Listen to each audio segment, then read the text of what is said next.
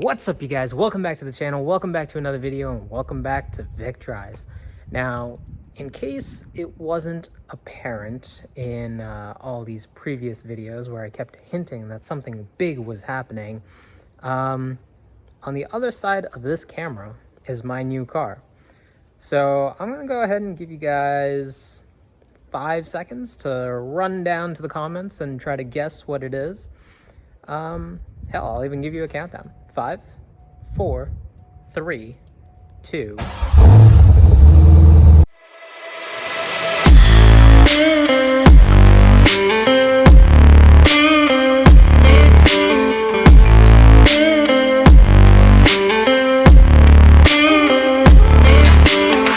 Now, this is my 2004 Chevy Corvette Z06. Now, in this particular silver color, it's somewhat rare. There were only 967 of them made in 2004 in this specific color. But more importantly than that, it makes 405 horsepower and 400 pound-feet of torque at the crank, closer to 350 or 360 at the wheels.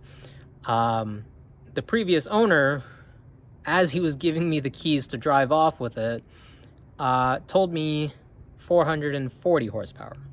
Now, I have no idea how he came up with that number.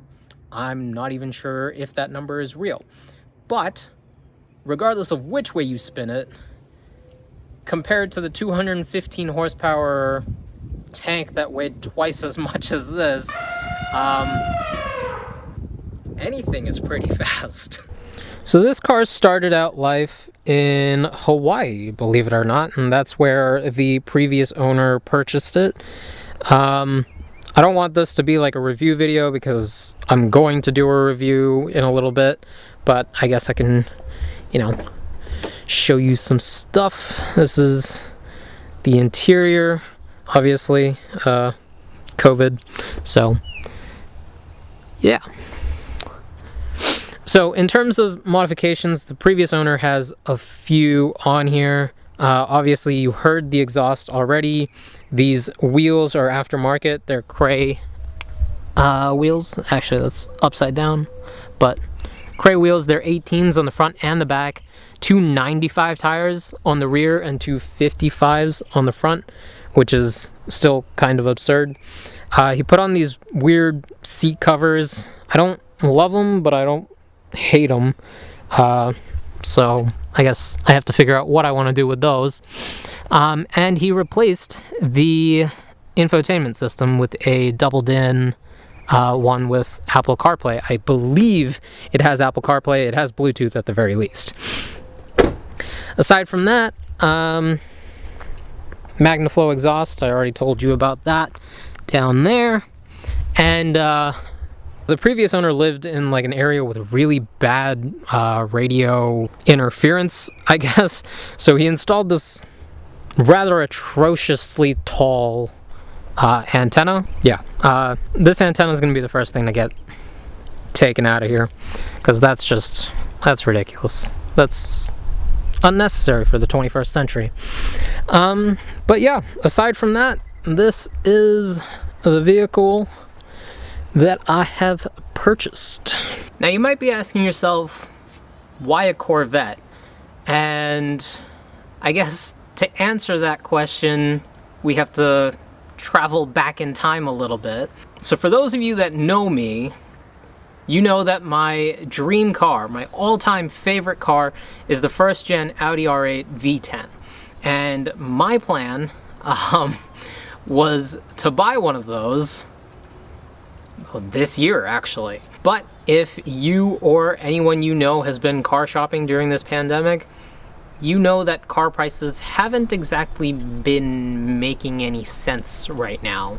And the R8 hasn't been immune from that. So you used to be able to pick up a pristine R8 V10 with a 6-speed manual transmission for 85 to 90K back in the summer of last year.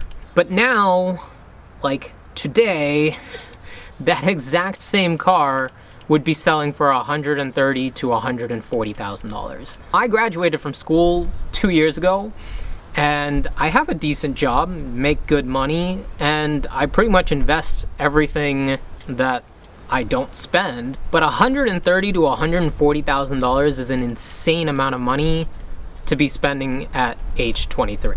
And to add to that, the fact that I've been driving around in a $2,500 tank, making the jump to a supercar is a little bit overwhelming. And that's exactly where the Corvette comes in. So at 405 horsepower to the crank, it sits in between. I won't say halfway because it's definitely closer to the R8 in power than it is to the Merc, but it's a stepping stone, if you will. So it comes with around 100 horsepower less than what the R8 comes with, but more importantly, it comes with a 6-speed manual transmission. Now, speaking of the 6-speed manual transmission, I should probably mention that this is the first car that I've ever owned that has a manual transmission. And I've really only ever driven stick shift in friends' cars around parking lots. So, pretty big step. And the fact that it's here in my driveway in one piece is kind of a pretty big accomplishment for me. I only stalled twice on the drive home, and it was a pretty long drive home. But we'll get to that story at a later point in time. So basically, the Corvette is going to be a transition vehicle, something that I can drive and enjoy for the next few years while I save up and get to the point where buying an R8 is financially responsible. But the idea is that after driving something with this much raw performance, driving the R8 is going to feel normal. So in terms of my plans for this car, there are a few things that aren't ideal. Like the car did not come without faults, obviously. So the shifter has a decent amount of play in it. And actually, I guess I should just show you that, so hang tight. We're inside the car. The shifter is kind of sloppy, but that's not the main issue. What you'll probably hear as I try to drive it sometime in a future video is the shift knob rattles. And I don't know if you can see that right now, but it likes moving. So that's one. There is a decent amount of play in it. It's a little sloppy, but that was bound to go at some point. Second issue is this piece just doesn't seem like it's put on properly. So I might have to check that out. But both of those things can happen simultaneously, because in order to fix this or this,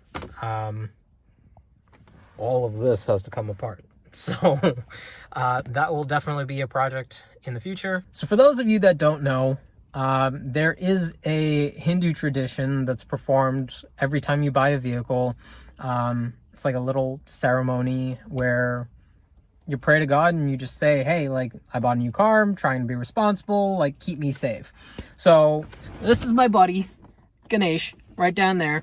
I put him in the car, prayed to him, and I was like, hey, new car, trying to be safe, keep me safe. And I guess his idea of driving this car safely was not driving it at all because the battery died and the car didn't start. So there's that. But all jokes aside, the battery is a few years old and I definitely don't want to be stranded. And it's a pretty quick fix. It's 2 bolts and you lift the thing out and you put a new one in. So that's next. The seats, I've heard really bad things about these seats, but so far they haven't been terrible. I will be taking the car to an autocross or track days later in the year. Probably need to spend a little bit of time learning how to drive the car. And then, track related mods can start.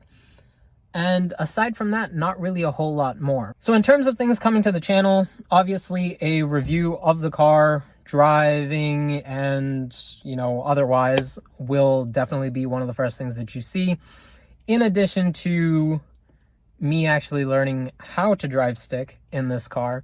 So as I mentioned, I don't know how to drive stick. My knowledge basically stops at clutch comes up, gas goes down, and you push it into gear.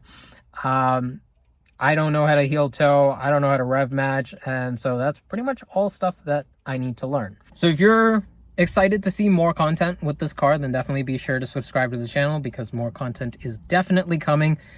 Leave a like on the video if you like the car, I guess.